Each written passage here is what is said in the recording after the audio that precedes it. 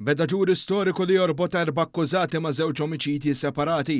Quddiem imħallef Edwina Grima Laħu Adrian u Roberta Ġus magħrufin bħala tal-Maksar, Jamie Vella u George De Giorgio iċ-Ċiniż ġew mixdija b'total ta' 7 kapi ta' akkuża fosthom bil-qtil tal-avukat Carmel Kirkop u bil-qtil ta' Daphne Caruana Galizia.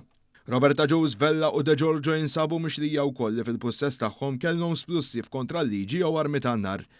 Dr. Carmel Kirkop inqatel nhar 8 Ottubru tal-2015 fi triq John Borg f'Birkirkara.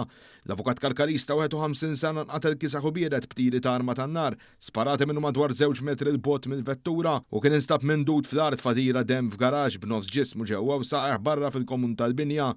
Min-naħa l-oħra Daphne Caruana Galizia nqatlet nhar is-16 Ottubru fl-2017 għal kabta ta' tlieta ta' wara nofsinhar permezz ta' karozza bomba.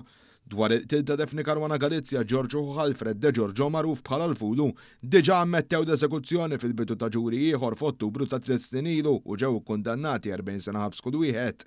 Is-sentenzi issa jinsabu fi stadju ta' appell.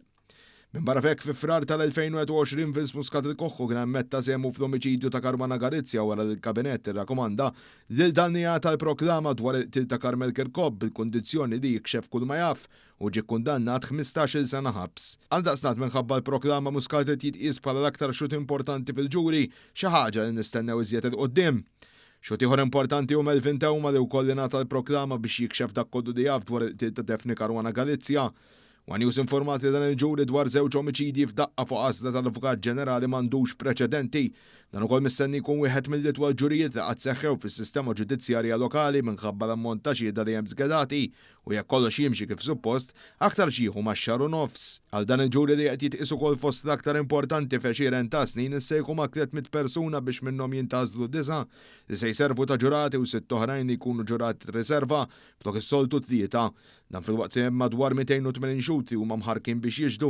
L-Avukat Ġenerali qed titlob li f'każ li 4 akkużati jinstabu ħatja ta' akkużi miġuba kontrihom jiġu kkundannati jew mor ħabs. L-ewwel ġurnata bdiet għall-ħabta ta' 11:15 wara li intażlu l-ġurati. Wara bdiet l-indirizz tagħha l-imħallef Edwina Grima li spjegat ir-rwol li għandhom il-ġurati u quddiem il-fatti li se jiġu preżentati jaslu għad-deċiżjoni tagħhom. Fl-istess seduta wkoll għamlet intervent għal ftuħ tagħha l-prosekuzzjoni permezz tal-Avukat Nivella mill-Uffiċċju tal-Avukat Ġenerali li spjega lil ġurati l-interess tal-prosekuzzjoni u li toħroġ il-verità kollha biex ikun hemm ġustizzja sħiħa. L-Avukat Vella spjega l-mottiv wara l-qtil tal-2015 allegatament ġie ordnat mill-Laħwa Ġus wara li l-Avukat Kirkop kellu jingħata somma sostanzjali ta' flus mingħand Ġus. Dwar il-qtil ta' Caruana Galizia l-Avukat Vella fakkar lill-ġurati li l-preġudizzju m'għandux jinfluwenza lill-ġurati. Spjega li l-pjan oriġinali ma kienx li Daphne Caruana Galizia tinqatel b'karozza bomba, iżda permezz ta' tir ta' arma tan-nar mill-bogħod, madankollu dan il-pjan ġie abbandonat. Id-diskors ta' ftuħ tal-Avukat Vella se jkun qed ikompli fit-tieni ġurnata tal-ġuri għada mid-9 ta' filgħodu.